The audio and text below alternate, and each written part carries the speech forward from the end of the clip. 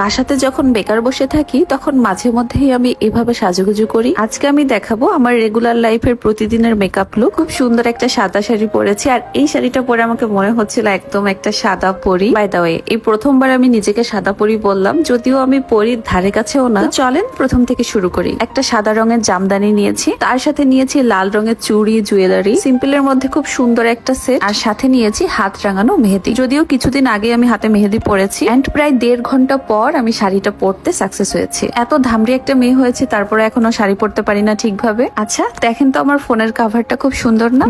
আমার কাছে কিন্তু আরো 2টা আছে। আমার ছবি সহ ফোন কাভার কিন্তু এই প্রথম আমি ইউজ করছি, এন্ড কাভারটা ফোনে লাগানোর পরে কিন্তু প্রত্যেকটা সাইডেই ফিনিশিং অনেক সুন্দর এসেছে। আমার পছন্দ অনুযায়ী কিছু ছবি দিয়ে এই ফোন কাভার গুলো আমি বানিয়ে নিয়েছি মোবাইল কাভার ফেসবুক পেজ থেকে। জাস্ট ভাইদের পেজে গিয়ে আমার ফোনের মডেলটা বলেছিলাম এন্ড কিছু ছবি সেন্ড করেছিলাম, তারা সেই অনুযায়ী আমাকে মেক করে দিয়েছে। এন্ড এই প্রত্যেকটা কাভার কিন্তু ওয়াটারপ্রুফ, সাথে কালার গ্যারান্টি তো থাকছে। আপনারাও যারা এভাবে ছবি দিয়ে কাভার বানাতে চান তারা তাদের পেজে নক দিতে পারেন। পেজটা আমার ডেসক্রিপশন বক্সে মেনশন করে দিয়েছি। তো শাড়ি তো পরেছি, এখন বাদ বাকি যে জিনিসগুলো ছিল সবকিছু পরে একবারে আমি সাজতে বসবো। আর হাতে চুড়ি পরলে তো মেয়েদের অনেক বেশি সুন্দর লাগে। আর সিম্পলের মধ্যে খুব সুন্দর একটা গলার সেট, তার সাথে রয়েছে ছোট্ট ছোট্ট 2টা ইয়াররিং। এই সেটের সাথে কিন্তু একটা মাথার টিকলিও আছে, যেটা আমি পরে পরবো। আজকে আমার পরা এই প্রত্যেকটা জিনিস আমি নিয়েছি জুলিয়েটস ক্রিয়েশন ফেসবুক পেজ থেকে। আমাদের তো শুধু শাড়ি কিনলেই হয় না, সেটার সাথে ম্যাচিং জুয়েলারি, চুড়ি সবকিছুই কিনতে হয়। তো দোকানে গিয়ে ঘুরে ঘুরে না কিনে আপুদের পেজ থেকে এই শাড়ির কম্বোগুলো আপনারা অর্ডার করতে পারেন। এন্ড শাড়ি বলেন, জুয়েলারি বলেন, চুড়ি বলেন, সবকিছুর কোয়ালিটি কিন্তু অনেক বেশি ভালো। আচ্ছা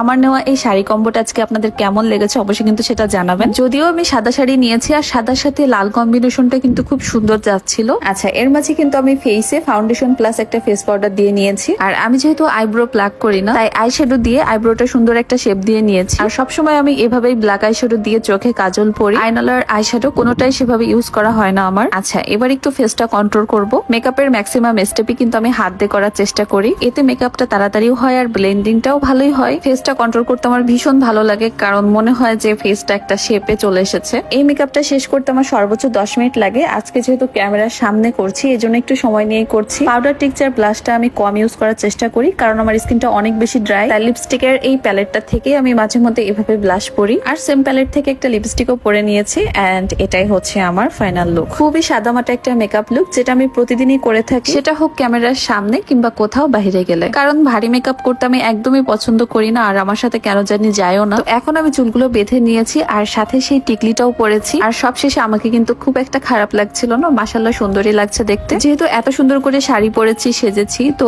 একটু যদি ভিডিও না করি, ছবি না তুলি, তাহলে তো হয়ই না। যদিও এই লুকটা একদম পহেলা বৈশাখের জন্য পারফেক্ট ছিল, তবে পহেলা বৈশাখের দিনে আমি একটা লাল শাড়ি